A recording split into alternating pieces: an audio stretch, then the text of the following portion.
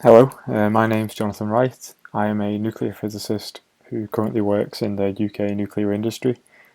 I've been asked to give this talk to highlight some of the different routes that are possible with a physics background and go into how I ended up where I am and what it is that I actually do for a living.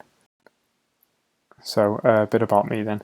So, that's me in the picture on the side from a conference in Tennessee a couple of years ago in what I'd say is a pretty typical physics attire, so shorts and a t-shirt. So I originally grew up in a town called St Helens, and I currently live up in the Lake District. And when I'm not working, you'll usually find me out on my bike or swimming in the lakes, running up fells, anything to be outdoors. So I went to Liverpool University to do my MPhys in astrophysics, and then I went on to do a PhD in nuclear physics at Liverpool as well. And then I stayed a little bit longer at Liverpool to do a postdoc and finally left, and now I work in the UK nuclear industry. So what's been my career path? Well, it can really be split into two different sectors, so academia and industry. And although the jobs that I did in both were based on nuclear physics, and in particular radiation physics, there's some very different approaches required for each. So my time in academia was spent at the University of Liverpool working in the nuclear instrumentation group, and this focused on using the fundamental principles of radiation physics that you'll likely be learning now in order to build and optimize systems for detecting radiation and characterizing it, so finding out what its properties are. There's a wide range of radiation detectors out there for different types of radiation, which provide different levels of information, and it was my job to design systems that didn't necessarily exist and to take technologies to the next level, building new concepts from the ground up. And so this is exactly what I did from my PhD and my postdoc. So we worked on developing a detector system that could detect gamma radiation, so radiation that comes from the nucleus, and using some clever algorithms and techniques could use those detections to image the radiation and find where the source of that radiation was in 3 dimensions. And this is still a fairly complicated thing to do, and it's something that is slowly making its way into the industry now. And yeah, so this is the big difference between the two fields. Academia focuses a lot on the early stages of technology development and getting things that completely don't exist into something that does exist. Industry focuses on taking things that do exist and maybe enhancing them or making them suitable for everyday use on nuclear sites, and also applying them to real world problems. So after my postdoc, that's what I did. I moved into nuclear industry with a company called Cavendish Nuclear, and I now apply those same principles that I used in academia to sort of more real life circumstances, actually going out onto plants and delivering services and using these technologies. So okay, what about my current role?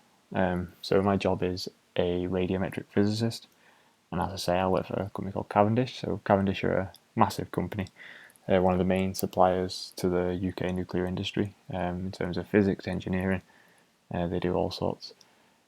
My team are based up in West Cumbria at the Sellafield nuclear site, and most of my work takes place at Sellafield or just down the road at the neighbouring low-level waste repository.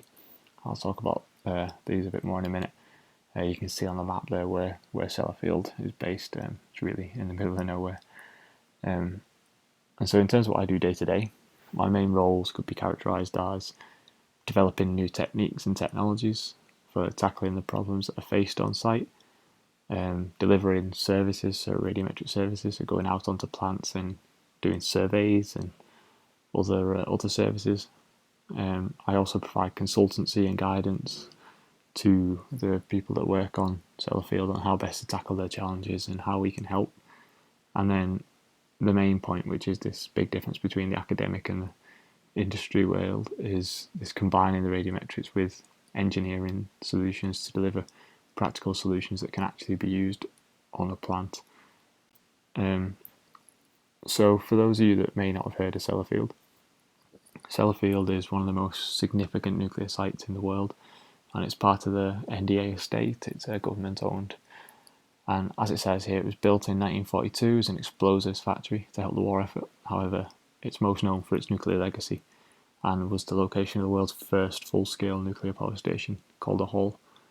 So later on it switched its focus from power generating to being a reprocessing site, so taking spent nuclear fuel and reprocessing it to extract useful material that could be used again.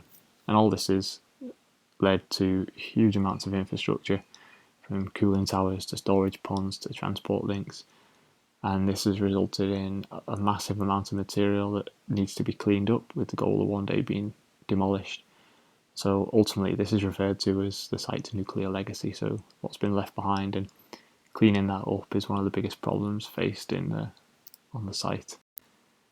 So what are these challenges? Well, to be blunt, Sellafield was designed 70 years ago and it wasn't designed to be decommissioned in the way that it would today. It's one of the world's largest nuclear inventories. The majority of the site is aging facilities with poor man access. There's some incredibly high hazard facilities, which make very challenging environments that people sometimes aren't able to get in and work in. And some of the older facilities don't necessarily have as much information on them as modern facilities do, so etc. etc. You can see it's a huge challenge, and it's one that requires a lot of problem solving and innovation. This is the key thing where a physics mindset can come into play. That ability to be comfortable not knowing the answer to a problem and be able to work through and fix it and come out with a solution at the other end. So how do we help? Well, our main job is to use our understanding of radiation physics to design systems that can go out into these plants and gather information on the environment and help us understand the problem that we're facing better, so we know how to tackle it. So in the simplest sense, we go to these facilities, we answer the big questions. What radiation is in here? Where is it located? How much of it is there? You can see from the image there on the right that this is an example of a survey in a plant where gamma radiation was found, and the colour map shows where it's located, with the hotspot being the red at the centre. And so using this information, operators can enter the facility and can work more safely, knowing exactly where and what the hazards are, and this helps build in this strategy for cleaning it all up. So how is this any different from academia? Well, it isn't. First and foremost, this is a physics problem. Based on the operations that are taking place or were taking place in a particular plant, we can use our knowledge of the process to understand what we should be seeing. We can then combine that with our knowledge of radiation physics to design the best solution for detecting the material. Now, this is where it kind of isn't, because that works great in a lab and you can get beautiful solutions that are incredibly complicated and give you incredible answers. However, we can't always just go into facilities and set up our detectors and then head home for tea. Some of these buildings you wouldn't survive very long if you stood around setting up a detector. So certain systems need to be more rugged and maybe less complicated, but they also, deployment becomes a big issue. And so how do I actually take this detector into somewhere I can't go myself and position it to take a measurement? And so this is where things like robotics have started to become very prevalent in the industry. Okay, so I can see that I'm quickly reaching my time limit, so I'll wrap up with a couple of concluding remarks. So I hope that this talk has been of interest and has kind of shown you that there isn't just a single route that you follow if you do a physics degree. Physics degree is kind of more than just about remembering things. It teaches you how to problem solve and how to approach problems. And so that's kind of useful in any field. And so I wish all of you the best of luck with your A-levels and going forward with your degrees, and I may potentially be seeing some of you in the nuclear industry in the not too distant future. Thank you for listening.